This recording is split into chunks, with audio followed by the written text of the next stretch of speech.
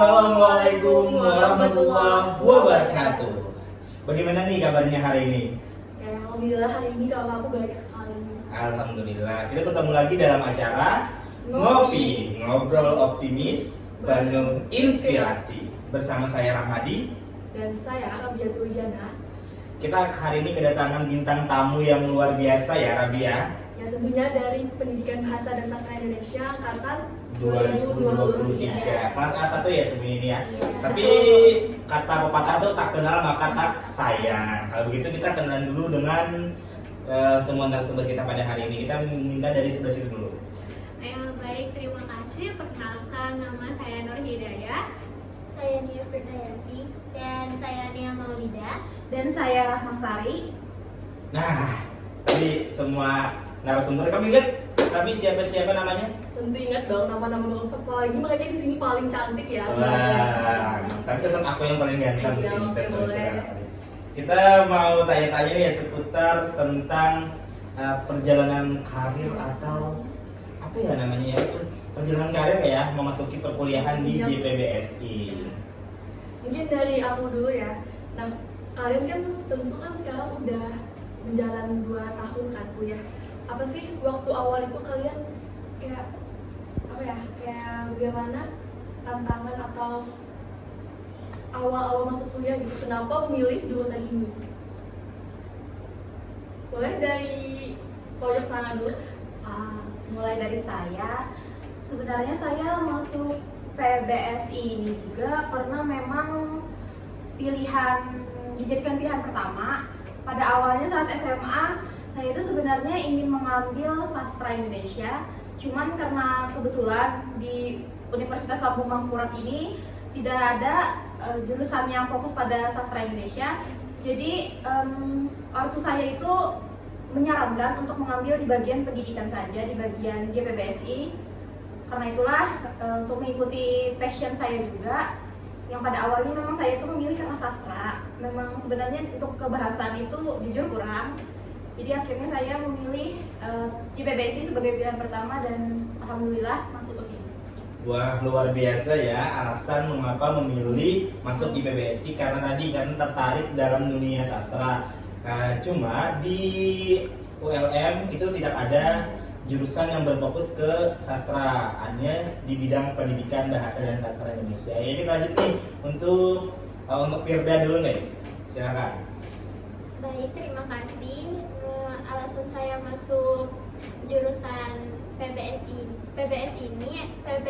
ini adalah karena pilihan saya sendiri. Dari SMA saya sudah masuk ke jurusan bahasa dan tertarik untuk melanjutkan ke perguruan tinggi lagi seperti itu. Oh, jadi dari SMA nih sudah tertarik Iya. dengan bahasa Indonesia. Iya. Ya, kita lanjut lagi nih ke yang paling pojok deh dulu. Kalau saya ya, nih dari awalnya fun fact-nya saya memang tertarik ke sastra, lebih sastra lagi. Dan awalnya mau memilih pilihan di UGM. Jadi ULM ini hanya opsi kedua, tapi karena orang tua saya tidak merestui, jadi ya sudah di ULM saja. Dan itu menjadi pilihan pertama tentunya, dan alhamdulillah mungkin saya berjodoh di prodi ini, jadi bisa lulus dengan tanpa tantangan. Wah, luar biasa ya, sudah dua narasumber yang memilih JPBSI itu karena tertarik di dunia sastra. Ini yang terakhir nih narasumber yang cantik kayaknya hari ini ya. Silakan. Baik, terima kasih. Nah, alasan saya di sini untuk memilih jurusan ini itu sebenarnya karena saya memiliki minat sendiri dalam bidang sastra juga sebenarnya, sama seperti yang lain. Dan sebenarnya saya itu mau memilih yang di luar Pulau Kalimantan untuk jurusan sastra murni, sastra Indonesia murni. Tetapi karena terhalang restu orang tua, saya tidak diberi izin untuk pergi keluar. Hingga akhirnya saya memilih untuk memilih jurusan pendidikan bahasa dan sastra Indonesia saja yang ada di Universitas Lambung Mangkurat sini. Karena hanya di sini ada jurusan bahasa yang menarik perhatian saya begitu. Wah, luar biasa ya. Ini jawaban dari semua narasumber tentang mengapa memilih JPBSI. Nah, waktu SMA kan kalian mungkin punya cita-cita yang apa namanya? Bukan menjadi guru ya. Mungkin di beberapa narasumber ini banyak yang bercita-cita tidak menjadi guru, apalagi kan tadi 3 narasumber tertarik ke sastra murni, itu kan bukan pendidikan, bukan di bidang pendidikan. Nah, mengapa kalian memantapkan diri itu masuk JPBSI, dan apa pandangan orang sekitar tentang kalian masuk memilih di bidang pendidikan? Karena kan kadang orang berpikir menjadi guru itu apa ya namanya Rabi ya? Menjadi guru itu dipandang ya, kayak di bawah gitu ya. Iya, apalagi kata-kata orang tuh banyak yang bilang FKIP itu fakultas apa? Palingnya itulah, paling itu.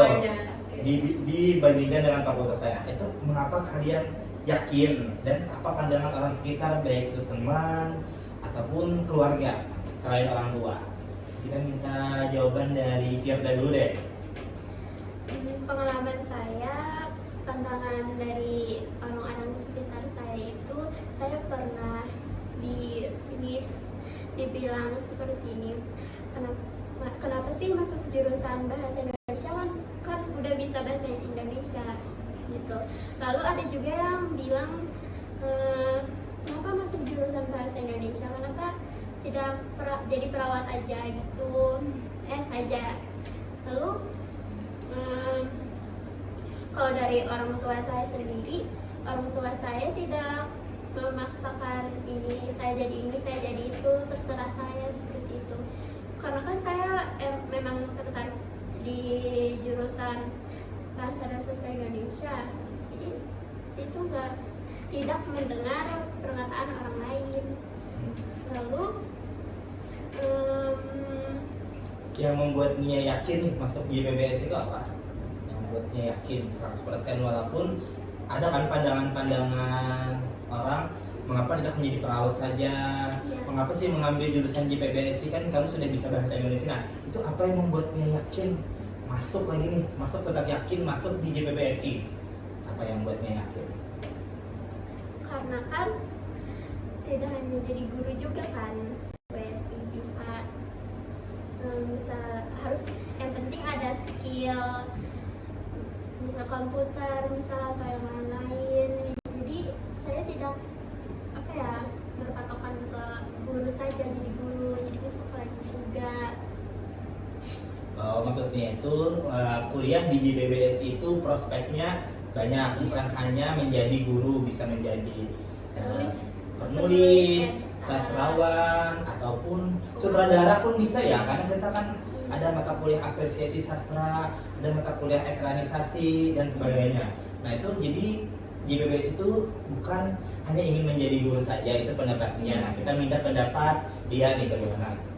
Ya, kalau menurut saya pribadi memang pilihannya banyak, tapi karena mungkin dari masyarakat sendiri sudah terbentuk yang namanya dari pendidikan nih, maka ujung-ujungnya akan menjadi guru gitu. Padahal sebenarnya kalau dilihat secara lebih luas itu lebih banyak lagi pilihannya. Seperti kata Ramadi tadi, bisa menjadi sastrawan, penulis, pewara juga bisa kan. Karena sekarang apalagi di prodi kami itu ada mata kuliah pewara begitu. Kalau saya pribadi, pengalaman saya secara lingkungan itu memang mendukung ke menjadi guru.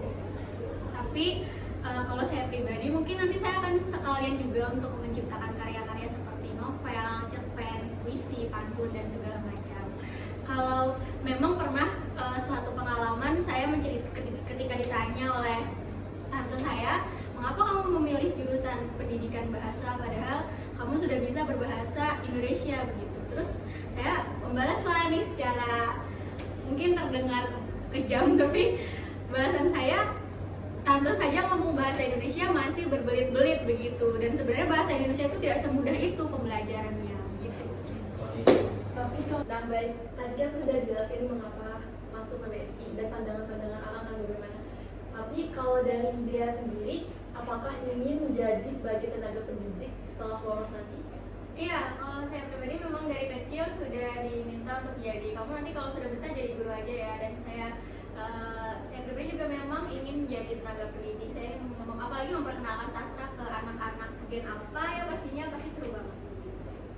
Ya luar biasa ya, untuk tadi yang sudah dia dengan Firda ya. Kita lanjut ke Rahma lagi nih. Ya, jadi kalau masalah untuk pandangan orang-orang yang di sekitar saya, seperti keluarga besar saya itu mendukung saja sih pilihan saya. kalau orang tua juga mendukung. Cuman seperti yang lain tadi memang ada sempat orang yang bertanya mengapa saya memilih JPBSI katanya. Ya saya jelaskan juga memang seperti jawaban mereka tadi, kurang lebih seperti itu. Dan untuk kenapa sekarang saya memutuskan untuk memantapkan diri ya tadi ke JPBSI, karena memang saya merasa ada memang passion saya di sini juga. Terus juga kalau ditanya apakah ingin menjadi seorang tenaga pendidik setelah lulus, mungkin untuk jawaban saya sekarang, saya ingin untuk jadi tenaga pendidik. Cuman seperti yang kata Mahdi tadi itu masih bisa untuk menjadi yang lain, karena saya memiliki kesukaan di bidang perfilman atau teater juga, yang memang ada mata kuliah kita ya, seperti ekranisasi, terus sastra apa yang itu apresiasi sastra juga, yang memang saya pikir lagi itu dapat saya saya taruh untuk di passion saya sendiri. Seperti itu. Iya, kita lanjut ke Nia. Oke. Kalau saya sendiri kan dari pengalaman orang-orang sekitar ya, termasuk orang tua itu mendukung saja, termasuk kayak mereka tuh, oh kamu mau jadi guru, bagus, aku sama seperti kakak sepupumu ya, kakak sepupu juga jadi guru. Karena memang saya dari kecil itu memang sudah ini kan disuruh juga sebenarnya kayak kamu jadi guru aja, soalnya nanti enak jadinya kan sama kayak kakak sepupumu tuh jadi guru loh. Nah gitu.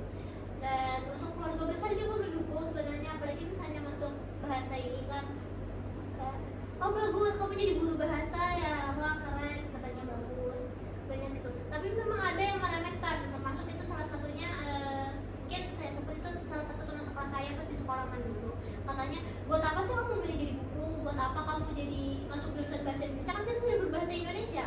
Sama seperti kata dia tadi kan, saya balas kan, kamu saja itu berbahasa tidak pandai, berbahasa saja itu sudah salah gitu loh, berbahasa Indonesia itu kamu tuh bahasanya itu sudah buruk, jadi buat apa gitu loh, buat apa kamu mengatakan kalau kenapa saya masuk bahasa Indonesia, karena saya memang passionnya di sini, saya memang minatnya di sini, apa hak kamu gitu. Nah terus memang kan saya itu kalau di sini memang beringinan menjadi pendidik juga sebenarnya, jadi saya memilih untuk masuk ke jurusan ini karena memang saya ingin mendidik, saya mencintai sastra juga sebenarnya. Baik, berarti terlepas dari pandangan orang lain, yang menentukan itu dari kita sendiri ya, Iya, kitanya mau dari ke diri arah sendiri. mana gitu. Karena kan yang menjalani hidup kita sendiri kan, bukan orang lain. Iya, betul. Iya, dan kita harus meluruskan pandangan orang tentang mengapa sih memilih jurusan pendidikan bahasa Indonesia, padahal kita bisa menggunakan bahasa Indonesia, tapi jarang orang ketahui ya Rabia, bahasa Indonesia itu tidak semudah yang kita bayangkan. Betul. Orang di luar sana bangga bisa menggunakan bahasa Inggris, tapi mereka tidak sadar mereka belum bisa menggunakan bahasa Indonesia yang baik. Padahal di luar negeri, di Inggris, anak kecil umur 2-3 tahun mereka sudah bisa bahasa Inggris, tapi mereka biasa saja. Nah, kita orang Indonesia dari kecil kebiasaan menggunakan bahasa daerah, menggunakan bahasa gaul, dan mereka tidak sadar kalau bahasa Indonesia itu tidak semudah yang kita bayangkan. Apalagi dulu pas aku masuk di PBS itu, oh ternyata bahasa Indonesia itu tidak semudah yang kita pikirkan dulu. Ternyata banyak bahasa yang salah kita gunakan saat masih sekolah dulu. Benar sekali nih, aku juga kan waktu dulu mikir sebelum masuk ini kayak, oh untuk nanti kalau kedepannya aku pasti bisa nih untuk bahasa Indonesia. Tapi setelah masuk lah, kok beda gitu, seperti apa ya, tidak yang dibayangkan gitu. Jadi setelah 2 tahun belajar ini, pasti kalian banyak akan mendapatkan pelajaran-pelajaran yang lebih dalam tentang bahasa dan sastra Indonesia itu. Baik, sekarang mungkin lebih ke apa sih pelajaran atau mata kuliah yang paling sulit gitu Ya, selama paling sulit atau paling menarik nih Rani? boleh deh sekalian aja Iya, ya, mungkin yang paling sulit Hmm. selama ini sudah semester 5 ya. Dan ini sudah mau akhir semester Iya. 5, jadi udah 2 tahun lebih nih. Mau nanya nih mata kuliah yang paling menarik dan yang paling sulit, entah itu di semester 1 sampai semester 5. Kita mau nanya dari siapa nih Rabi? boleh dari ini dulu. Ya, kalau dari aku ya, mata kuliah yang paling menarik dulu pastinya korespondensi. Kenapa?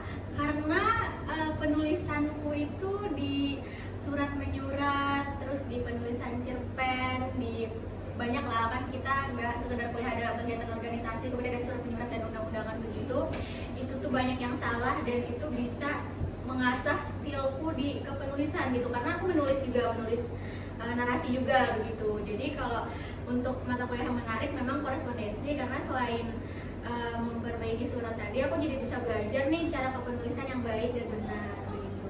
Terus kalau mata kuliah yang sulit itu pastinya kritik sastra, karena harus mengkritik dari suatu novel yang penulisnya sudah secara ternama begitu kan. Kemudian kritik itu harus dikaitkan dengan beberapa teori yang aku sama sekali awalnya tuh belum tahu gitu, ada teori begini, harus bisa mengaplikasikannya langsung secara 1 semester penuh begitu, dan banyak sekali revisi, itu sangat sulit menurutku gitu. Wah, luar biasa ya, mata kuliah yang paling menarik tadi korespondensi, yang paling sulit kritik sastra. Kita mau dengar nih pendapat dari yang lain juga nih, kita minta Nia deh. Oke, saya Ya. kalau dari saya sendiri, ini mata kuliah yang paling menarik menurut saya itu adalah apresiasi sastra. Karena di tugas akhirnya itu kita kan ada tugas bejapin.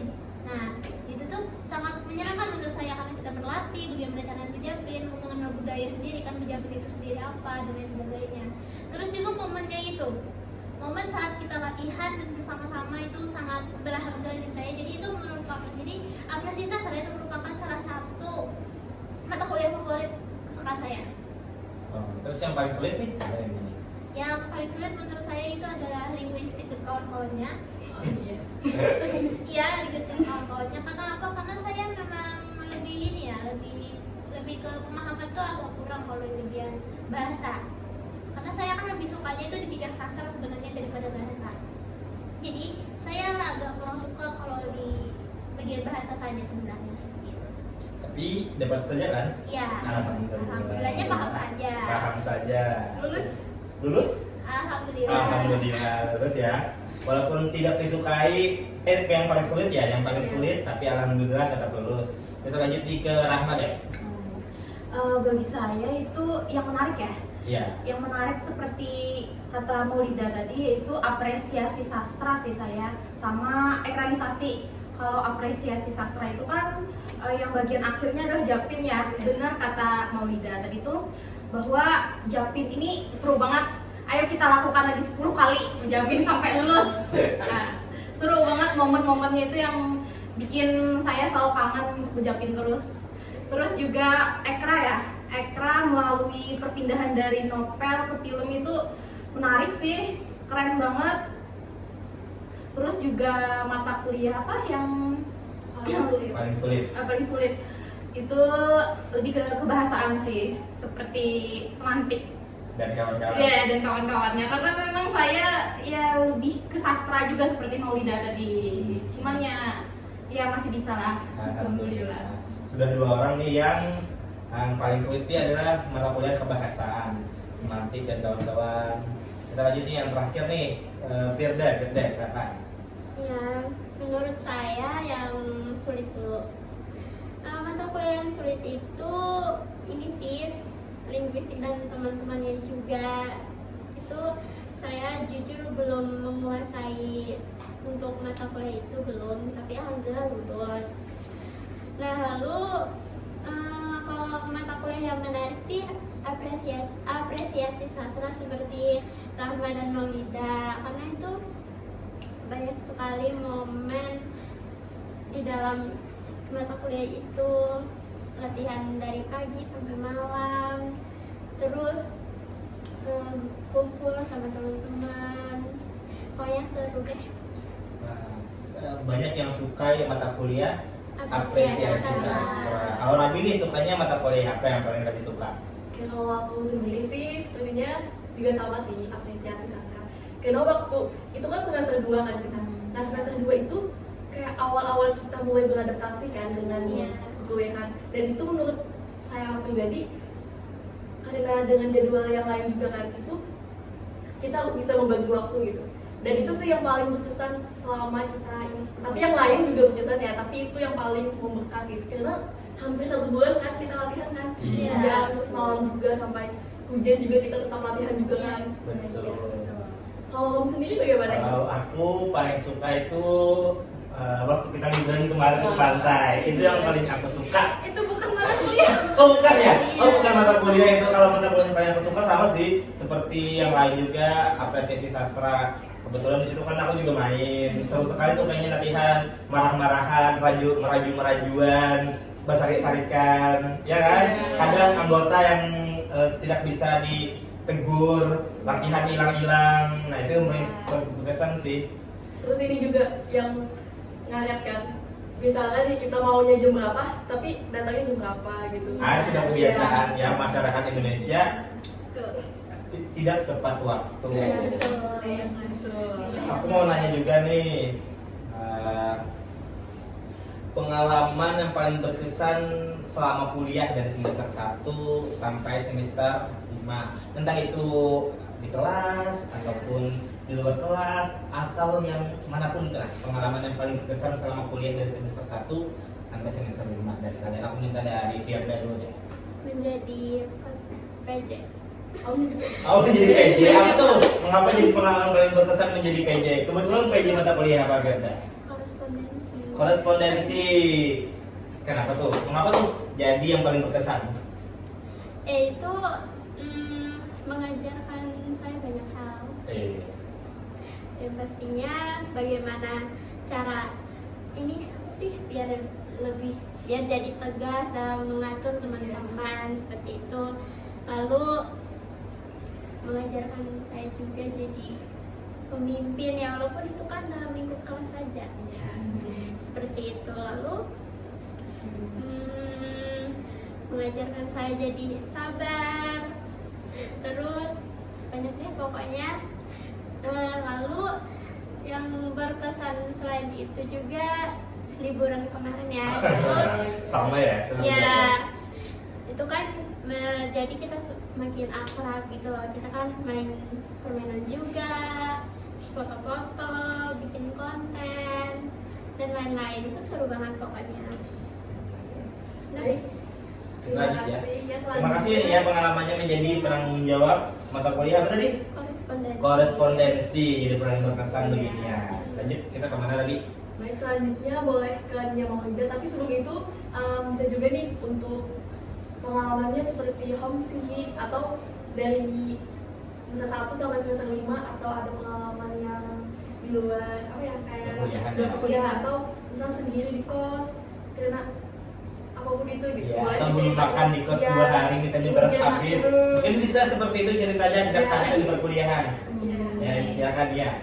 Sebenarnya aku berkesan dari saya itu sebenarnya perjuangan saya dalam tetap bertahan di jurusan ini sebenarnya, karena saya sendiri di sekitar semester 3 hingga ke semester 5 ini tuh menderita penyakit yang cukup berat. Jadi membuat saya itu kayak hampir menyerah gitu untuk hampir saja melepas jurusan ini sebenarnya. Karena jurusan saya, penyakit saya ini tuh membuat saya tuh jadi jarang hadir dalam perkuliahan dan membuat saya sakit terus. Tapi saya tetap untuk mengerjakan tugas, berjuang untuk mengerjakan tugas ya. Nah jadi saya selalu disemangati juga kalau ada teman-teman yang lain dan sebagainya, mereka juga memberikan informasi tentang tugas dan sebagainya, itu membuat saya tetap bertahan di jurusan ini. Terus untuk momen paling berkesan saya yang lainnya itu adalah kita bersama ya, pas di liburan kemarin itu juga sangat menarik karena kita bersama bermain dan juga mempererat hubungan silaturahmi kita kan.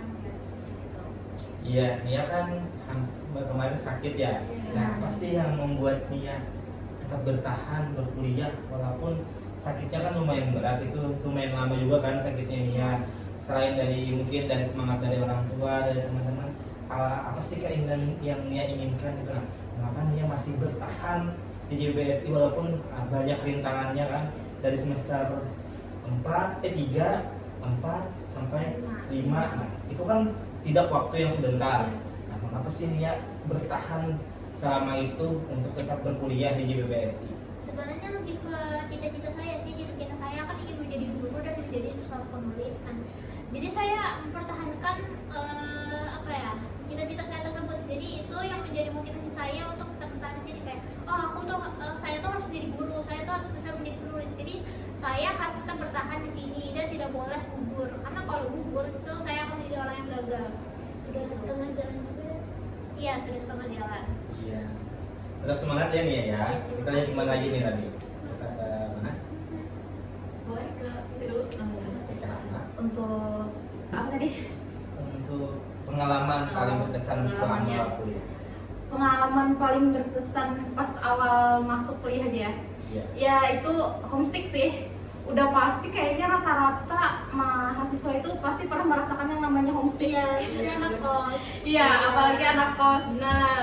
Saya tuh karena memang tidak terbiasa ya, jauh dari orang tua. Ya pada awal masuk perkuliahan itu saya sempat merasakan homesick hampir 1 bulan. Yang dimana saya tuh hampir tiap malam selalu seminggu misalnya, bukan nangis sih, lebih sering nelpon orang tua.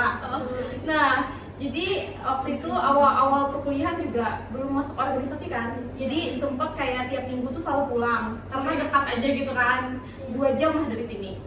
Nah tapi ya homesick terus karena udah semester 2, 3 ya terbiasa seperti itu, dan mulai mengikuti kegiatan juga di luar kampus, di dalam kampus juga misalnya organisasi, mulai menyibukkan diri lah untuk tidak terlalu fokus kepada hal tersebut.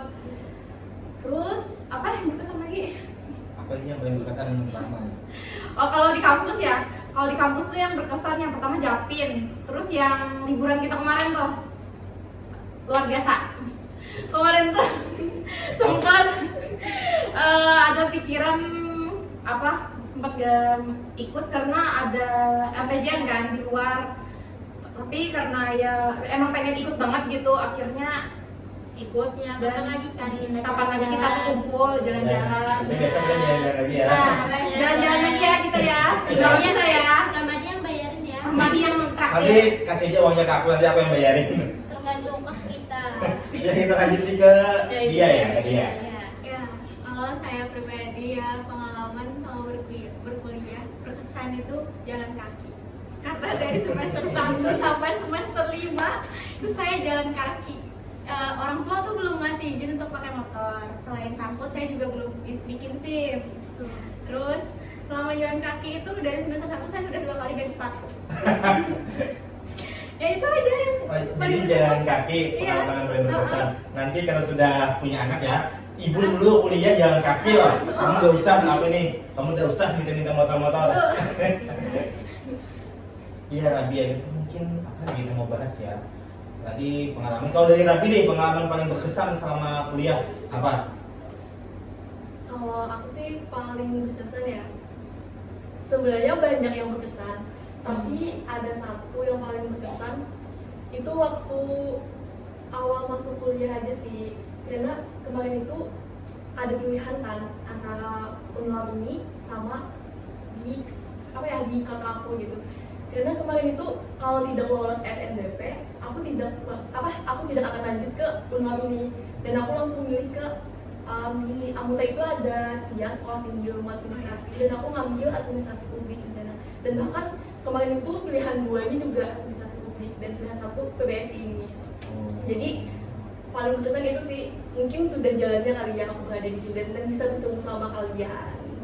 Kayak itu aja sih. Kalau dari kamu bagaimana? Kalau dari aku yang paling berkesan itu ya sama sih ya, awal masuk kuliah. Karena dulu aku tidak punya pikiran untuk kuliah. Aku kan dapat SNBP dan tidak lulus. Terus coba lagi dah SNBT karena mau mencoba kan. Karena kan tak keluar uang juga sama sekali gitu. Karena mencoba saja.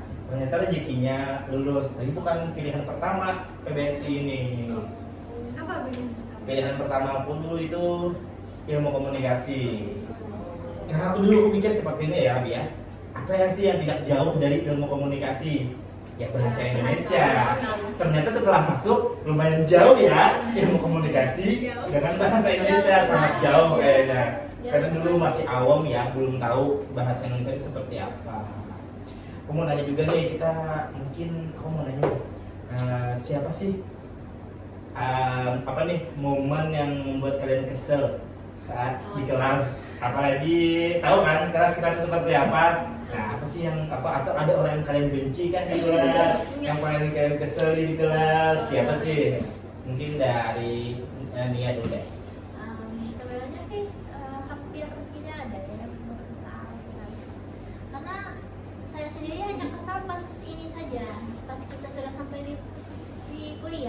kampus, tiba-tiba kelas tidak jadi. Nah itu saja Oh, sih. iya. Itu Oh, iya, ya, masalah. dan itu itu karena saya sebenarnya berangkatnya itu jalan kaki. Itu saja karena memakan waktu dan juga tenaga, tapi tiba-tiba kelasnya tidak masuk lah, itu saja sebenarnya. Untuk hal lain seperti orang atau lain sebagainya itu tidak ada yang sebenarnya untuk di lingkungan sini. Jadi tadi ya tiba-tiba tidak jadi Ya. masuk kuliah itu menjadi hal, tapi itu kayaknya hal yang biasa ya Ya. di dunia perkuliahan. Ya. Mungkin itu menjadi pengalaman baru nih. Jangan terlalu tergesa-gesa ke kampus, santai saja.